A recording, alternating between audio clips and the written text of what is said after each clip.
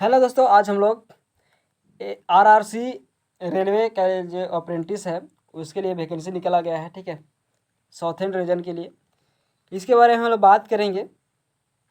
तो चलिए जानते हैं। साउथर्न रेलवे में आपका जो वैकेंसी निकला है उसमें आपका 2038 स्लॉट पर वैकेंसी निकाला गया है। ठीक है, 2038 पोस्ट पर वैकेंसी निकला है। ठीक है, तो चलिए इसके बारे में बात करते हैं हम लोग।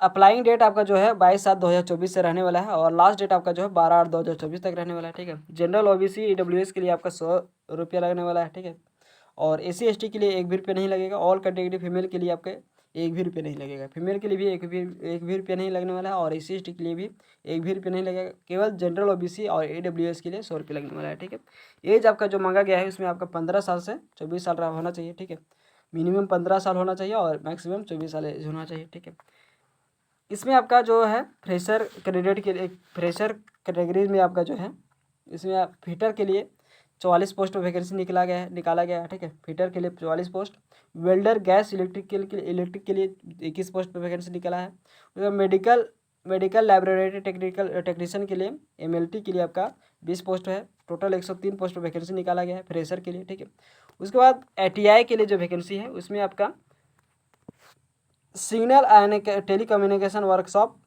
पाडन और कोयम्बटूर में आपका जो वैकेंसी रहने वाला है वो आपका 52 पोस्ट पर वैकेंसी है। ठीक है, उसके बाद आपका तिरुवनंतपुरम डिवीजन में आपका जो है उसमें 145 पोस्ट है। ठीक है, और पालाकड़ डिवीजन में आपका है 285 पोस्ट पर वैकेंसी है। ठीक है, स्लैम डिवीजन में आपका है, स्लैम डिवीजन में 222 है। ठीक है, और कैरेज एंड वैगन वर्क है पालमपुर में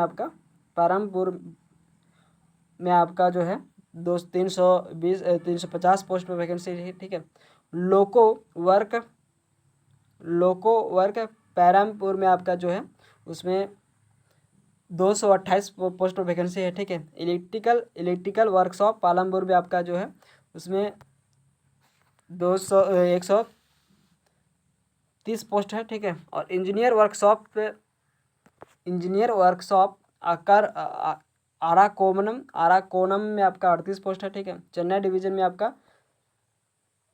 24 पोस्ट रहने वाला है। चेन्नई डिवीजन पर्सनल ब्रांच में आपका 24 पोस्ट है। ठीक है, और Chennai division electrical rolling stock में आपका 65 पोस्ट रहने वाला है।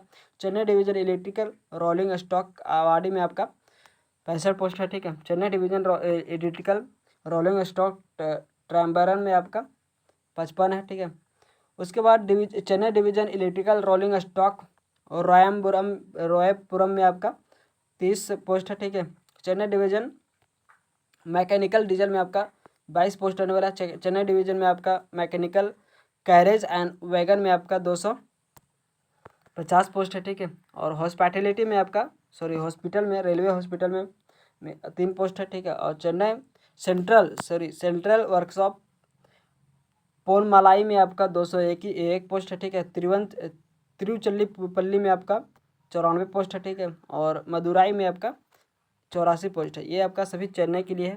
2438 पोस्ट वैकेंसी निकला है। ठीक है, 2438 पोस्ट रहने वाला है। ठीक है, इसमें जो योग्यता मांगा गया है वो आपका 10 पास होना चाहिए। ठीक है, फॉर मेडिकल लैबोरेटरी टेक्नीशियन के लिए 12 पास मांगा गया है। ठीक है, और फॉर अदर पोस्ट के लिए 10th क्लास होना चाहिए। ठीक है, 10th पास मांगा गया है, और 10+2 एग्जामिनेशन सिस्टम में के लिए आपका 50% होना चाहिए। ठीक है, एटीआई भी आपका होना चाहिए। एटीआई के लिए जो है एटीआई भी आपका मांगा गया है। ठीक है, टेक्निकल क्वालिफिकेशन के लिए एटीआई मांगा गया है। एनसीवीटी और एसीवीटी से अगर एटीआई किए हुए हैं तो आपके लिए ठीक है। इसमें आपका जो ड्यूरेशन रहने वाला है, फिटर के लिए 2 साल, गैस वेल्डर के लिए 13 महीना का रहने वाला है। ठीक है, 1 साल 3 महीने का रहने वाला है, और मेडिकल लैबोरेटरी के लिए 1 साल 3 महीने का रहने वाला, ऑल पोस्ट के लिए 1 साल रहने वाला है। ठीक है, पे स्केल जो आपका रहने वाला है वो आपका पे स्केल आपका है उसमें आपका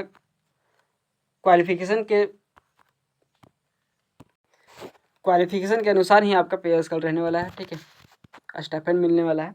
तो चलिए बने रहिए हमारे साथ ऐसे ही वीडियो का अपडेट पाने के लिए। सब्सक्राइब करें हमारे चैनल एनी टाइम अपडेट को, लाइक एंड शेयर करें। धन्यवाद।